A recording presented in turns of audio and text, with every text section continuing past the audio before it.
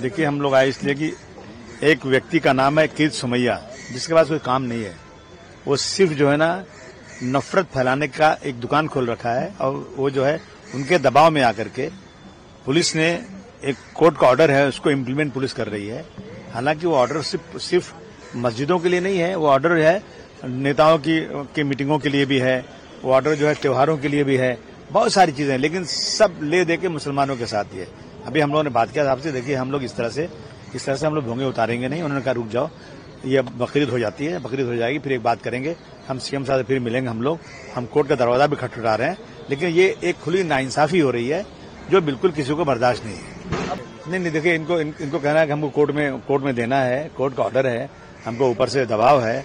मैं समझता हूँ दबाव तो सिर्फ बीजेपी का है, जो कीर्ति सोमैया कर रहा है नाटक, उसकी वजह से सीएम साहब कुछ बोल नहीं रहे हैं, और इस पर रोक लगी है। अभी तक बकरीद तक तो बिल्कुल रोक ली गई है, उसके बाद हम लोग इस पर बात करेंगे, लेकिन हम लोग इस तरह से उतारेंगे नहीं। बॉक्स टाइप माइक से क्या हमारी आवाज जा सकती है वहां तक? अगर जहां तक हम मैसेज देना चाहते हैं अजान का, अगर बॉक्स टाइप में जाए तो हमें कोई एतराज नहीं है, लेकिन उससे आवाज जाएगी नहीं तो हम कैसे अपनी बात पहुंचाएंगे? और ये सिर्फ मस्जिदों के लिए क्यों है? ये तो जहां लाउड स्पीकर इस देश में इस्तेमाल किया जाता है वहां, और ये मुंबई भारतवर्ष नहीं है, भारतवर्ष बहुत बड़ा है, ये मुंबई में क्यों इस तरह चीजें शुरू हो गई? ये भी सीएम साहब को सोचना चाहिए। सर, आपको क्या लगता है इसके पीछे कीर्ति सोमैया जी की क्या वजह हो सकती है? क्या नफरत के पुजारियों की कोई वजह नहीं होती, बगैर कुछ काम धंधा उनके पास नहीं है, उनको लाइमलाइट में रहना है, इन सांप्रदायिक लोगों के बीच में अपना नाम उजागर करना है, और कोई वजह नहीं। पुलिस कार्रवाई जो कर रही है तो एक तरफा क्यों कर रही है? सिर्फ मस्जिदों में भोंगा लगा हुआ है क्या? वहां जब कीर्ति सोमैया जाते हैं और किसी चीज का नाम उन्होंने लिया क्या कि भोंगे कहाँ लगते हैं? ओनली मस्जिद का भोंगा, मस्जिद का भोंगा। ये 2014 के बाद से ना मुसलमानों की जितनी चीजें हैं उन सब चीजों में कहीं न कहीं इंटरफियर करके उसको बंद करना है, उसको खत्म करना है। वक्फ की जमीन हो गई है, देख लीजिए आप, 3 तलाक हो गया, देख लीजिए आप, गाय बैल के नाम पे मुसलमानों को मारना रोज का हो गया, आप है सड़क पे नमाज नहीं पढ़ते, बहुत सारी चीजें इस तरह की हैं। इसका ये सिर्फ और सिर्फ नफरत, और दूसरे लोग ये चीज करते हैं ना, उनको पुलिस रोकती भी नहीं है और उनके साथ कोई कार्रवाई भी नहीं होती। 101 अगर सरकार नहीं हो तो उसकी हैसियत है कि आने की, मेरे साथ में उसको अकेला रोक दो इसको, लेकिन सरकार का सह पूरा है, पुलिस का पूरा सपोर्ट है, इसलिए ऐसा हो रहा है ना। देखिए, हम कई बार कह चुके हैं कि ये जो कुत्तों की तरह भूखते हैं ना, भूखने दीजिए।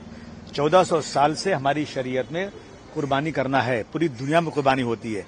ये छोट भैया नेता अपना नाम करने के लिए इस तरह की बातें करते हैं, बस मैं इनका जवाब क्या दूं? इनको चिल्लाने दीजिए। कोई माई का लाल कुर्बानी कभी रोक नहीं सकता, कुर्बानी होगी देश में, हमेशा होती है। और ये लोग खुद भी है ना, चढ़ाते हैं ना मंदिरों पे, कुर्बानी करते हैं। और अगर इनको लगता है कि जीव हत्या हो रही है तो देश से कई हजार टन हर साल हर महीने नॉन मुस्लिम लोग भेज रहे हैं, एक्सपोर्ट कर रहे हैं, वहां जीव हत्या नहीं हो रही है क्या? अरे ये रोज बदलते रहते हैं बयान, बदलते रहे। ये खड़े होकर हाउस में कहेंगे कि बाबरी मस्जिद को शहीद करने वालों को सल्यूट करता हूं, तो समाजवादी पार्टी कैसे उनके साथ जा सकती है? अरे बोला ना मैंने आपको, हम सेकुलर लोग हैं, हम 150 सीट तो लड़ने वाले हैं, पक्का तैयारी कर रहे हैं पूरी चारों तरफ, और लड़ेंगे। अब की बार समाजवादी पार्टी 150 सीटों लड़ेगी और बहुत ज्यादा सीटें चुनकर आएगी। भाई साहब, संतुष्ट तो होना ही पड़ेगा ना, क्या कर सकते हैं हम? अगर सरकार ने कोई चीज तय कर लिया है तो हम संतुष्ट ही हैं। इन्होंने अच्छी तरह से बात किया, उन्होंने कहा कि जबरदस्ती कोई पुलिस उतारने नहीं जाएगी, आप खुद उतारिए उसको, और बकरीद तक कोई मत उतारिए, आप लोग इस पर डिस्कस और कर लीजिए, हम बात करेंगे। लॉ एंड ऑर्डर खराब नहीं होना चाहिए, और हम इसमें जो भी हो सकता है हम आपको मदद करेंगे, ये उन्होंने कहा है। देखेंगे, जब जरूरत पड़ेगी जाएंगे। अरे हमारी बकरीद आती है तो साला लॉ एंड ऑर्डर खराब हो जाता है, दुनिया के बाहर हो जाता है। ये सब जो है नौटंकी है, नौटंकी। खाली सांप्रदायिक लोग मेजॉरिटी को खुश करने के लिए एक ऐसा इशू मिल गया, आप सड़क बनाओ मत बनाओ, आप रोजी रोटी दो मत दो, देश की जो है इकोनॉमी बर्बाद कर दो, मुसलमानों को गाली दो, आप जीत के आ जाओगे, बस और कुछ नहीं।